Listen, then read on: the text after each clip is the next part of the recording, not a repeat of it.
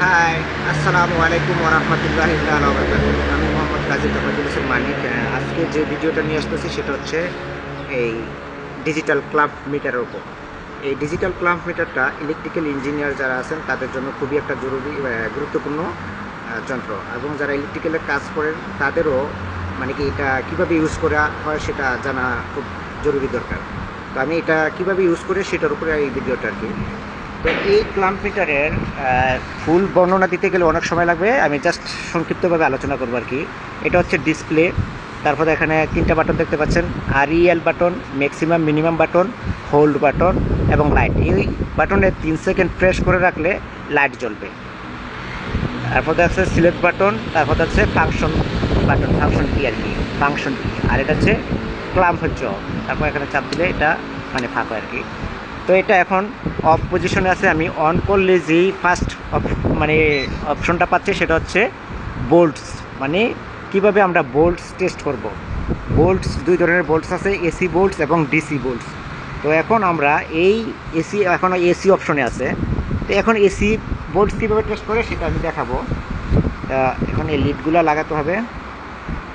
লাগানোর পর যে নবটা আমি এখন আপনাকে এই এসি বোল্টস কীভাবে টেস্ট করে সেটা দেখাই। এখানে সিঙ্গেল পেজ মানে একটা লাইন আছে, তো এই সিঙ্গেল পেজ লাইনে আমি দেখাবো কীভাবে এই বোল্টস টেস্ট করে আর কি।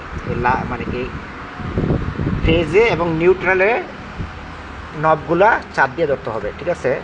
হ্যাঁ, দেখেন ফেজে এবং নিউট্রালে আমি নবগুলা চাপ দিয়ে ধরলাম। এখন আমি 245.9 ভোল্ট এখানে পাচ্ছি আর কি। এটা সিঙ্গেল ফেজের আর কি। আপনারা দেখতে পাচ্ছেন যে নবগুলো খুব ভালোভাবে লাগাবেন, দেবে আর কি। তো এটা হচ্ছে সিঙ্গেল ফেজের, কীভাবে ভোল্টস টেস্ট করে সেটা বুঝবেন। এবার 3 ফেজ আসে, মানে এখানে 3 ফেজেরটা আছে। তো 3 ফেজের সিস্টেম হচ্ছে RY YB, তারপর আছে YR YB, ঠিক আছে।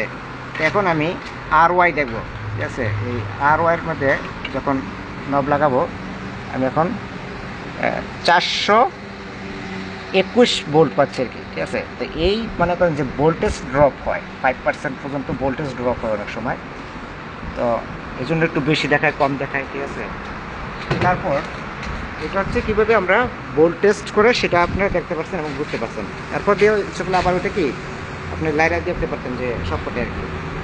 তো এখন আমরা ডিসি টেস্ট করবো আর কি। কীভাবে ডিসি টেস্ট করে, ধরুন এই যে এখন আমি চাপ দিব, এই যে ডিসি অপশন আসছে, ঠিক আছে। তো এই ডিসিটা হচ্ছে কারেক্ট কারেন্ট, এই যে একটা ব্যাটারি আছে, এই ব্যাটারিটা আমি টেস্ট করবো আর কি, কত ভোল্টস আছে ব্যাটারিটা, ঠিক আছে, প্লাসে এবং মাইনাসে। হ্যাঁ, এটা 0.70 শো করছে আর কি।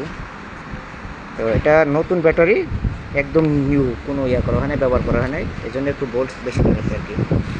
তো এই অপশন কাজ শেষ। এখন দ্বিতীয় অপশন যেটা নাম্বার 2তে, এখন যেই অপশনটা আছে নাম্বার 2তে, এটা হচ্ছে কন্টিনিউটি টেস্ট। কন্টিনিউটি টেস্টটা হচ্ছে মেগা টেস্টের মতনই, অথবা আপনি তার ফাইন্ড আউট খুঁজে বার করার জন্য আর কি। যেমন এই অপশনে রেখে আপনি দুইটা তার যদি একসাথে ধরে একটা বিফ টোন হবে, ঠিক আছে। হ্যাঁ, তারপরে নাম্বার এই অপশনের মধ্যেই আবার সিলেক্ট করবেন। এখন আছে রেসিস্ট্যান্স টেস্ট। কীভাবে রেসিস্ট্যান্স টেস্ট করবেন, যেমন এই যে তারটা আছে, আমি তারের কতটুকু রেসিস্ট্যান্স আছে আমি এটা বার করবো আর কি। 2 মাথা ধরলে আপনি এই তারের রেসিস্ট্যান্স পাবেন, ঠিক আছে। তারের রেসিস্ট্যান্স আসবে, এখন আছে 0.2 রেসিস্ট্যান্স, ঠিক আছে, এটার মান। তো এখন এটার আবার অনেক ব্যাপার স্যাপার আছে, এটা হিসাব নিকাশ অনেক লম্বা, এই বিষয় নিয়ে আলোচনা করতে চাচ্ছি না। এই তারটা আবার মাপ দিতে হবে, মাপ দিয়ে বার করতে হবে, তারপর দিয়ে ওটা হিসাব বার করা যায় আর কি। তো গেল এটা। তারপরে দিয়েছে এটা যে চিহ্নটা দেখতে পাচ্ছেন, এটা হচ্ছে ডায়োড অথবা রেসিস্টর টেস্ট করার জন্য কি। এখন আমার কাছে ডায়োড এবং রেসিস্টর নয়, সেজন্য আমি টেস্ট করে দেখাতে পারছি না। তারপর দিয়ে আছে আপনার এই যে ক্যাপাসিটর টেস্ট, ক্যাপাসিটি টেস্ট আর কি। এখন এই ক্যাপাসিটর টেস্ট করলে এখন বর্তমানে NF। তো এখন যখন আমি এটা আমার হাতে একটা ক্যাপাসিটর আছে, এই ক্যাপাসিটরটা আমি ধরবো, ঠিক আছে।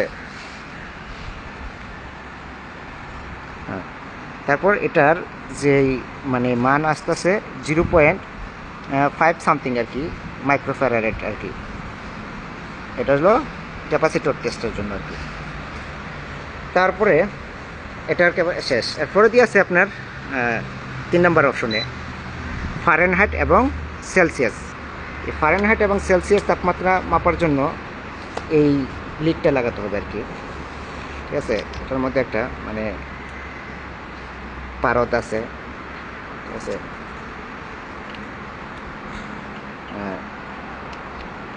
দুটো অপশন লাগানোর পর আমরা এখন বর্তমানে যে তাপমাত্রা পাইছি মানে 29 ডিগ্রি সেলসিয়াস, ঠিক আছে। তারপর দিয়ে কত ফারেনহাইট, 85 ফারেনহাইট। তো এটা কেন দরকার? এটা দরকার হচ্ছে আমার মানে বাসা বাড়িতে কতটুকু তাপমাত্রা আছে সেটা মানে পারিপার্শ্বিক তাপমাত্রা মাপার জন্য, ওই তাপমাত্রা মানে কি তার নির্ণয় করার জন্য ওই তাপমাত্রারও একটা হিসাব মানে করতে হয় আর কি, সেই জন্য এটা আমার দরকার। তারপর এরপরে আপনার এখানে মানে একটা মানে যে কোনো একটা যন্ত্র কতটুকু মানে কি লোড খাইতেছে, লোড মানে কি ইউজ করতেছে, সেটা আমরা মানে কি নির্ণয় করার জন্য এখানে এই অপশনটা ব্যবহার করা হয়। যেমন এখানে আমরা এখন এই সাব ডিবি থেকে শুধু একটা মানে কি লাইন চলতেছে টাওয়ার ক্রেন, এটা টাওয়ার ক্রেন অফ, সেজন্য আমি এটা দেখাতে পারতেছি না। এটাতে মানে সিঙ্গেল পেজে কিছু মানে কি পয়েন্ট আছে মানে কি ইউজ হইতেছে, সেজন্য আমি এটা দেখাচ্ছি আপনার এটা কত ভোল্টস মানে কি ব্যবহার হইতেছে। তো এই ক্লাম্প জটা ওপেন করে এটাতে ঢুকাইলে আমরা এখন দেখতে পাচ্ছি 2.47 এম্পিয়ার মানে কি লোড ইউজ হইতেছে। তারপরে দিয়ে কত হার্টস, এখানে 53 হার্টস, ঠিক আছে। ওই যে ভোল্টেজ ড্রপ হচ্ছে এই জন্য একটু বাড়া আর কি। তারপর এরপরে এখানে মনে করেন যে আরও অপশন আছে আর কি, 4 এম্পিয়ার থেকে 40 এম্পিয়ার এবং কি 400 এম্পিয়ার পর্যন্ত আপনি টেস্ট করতে পারবেন। আরেকটা জিনিস, এটা 600 ভোল্টসের উপরে আপনি টেস্ট করতে পারবেন না। 600 ভোল্টের উপরে যদি টেস্ট করতে চান তাহলে এটা ড্যামেজ হয়ে যাবে, ঠিক আছে। তারপর যে আরেকটা যে অপশন আছে এনসিবি, ঠিক আছে। এই এনসিবিরটা কাজ হচ্ছে মনে করেন যে ডিটেক্টরের মতন আর কি। এখানে আমরা এখানে কোন তারটা লাইভ আছে সেটা বুঝতে পারবো আর কি। এই যে এটা লাইভ ওয়্যার, এটা নিউট্রাল, মানে এটাতে যখন রাখবো তখন এই ফ্ল্যাশ লাইট অন হবে এবং কি বিপটোন বাজবে আর কি, এটাতে রাখলে হবে না। তারপর আবার একটু দূরের থেকেও আপনি এখানেও টেস্ট করতে পারবেন। এই যে এটাতে লাগাবেন, ঠিক আছে, নিউট্রাল লাগালে হবে না, এটাতে ইফপি এবং ইফ্লো, ঠিক আছে। এইগুলো শেষ মানে কি এটার ব্যবহারের যে নিয়মটা। তো আশা করি সবাই বুঝতে পারছেন এটা কিভাবে ব্যবহার করতে হয়।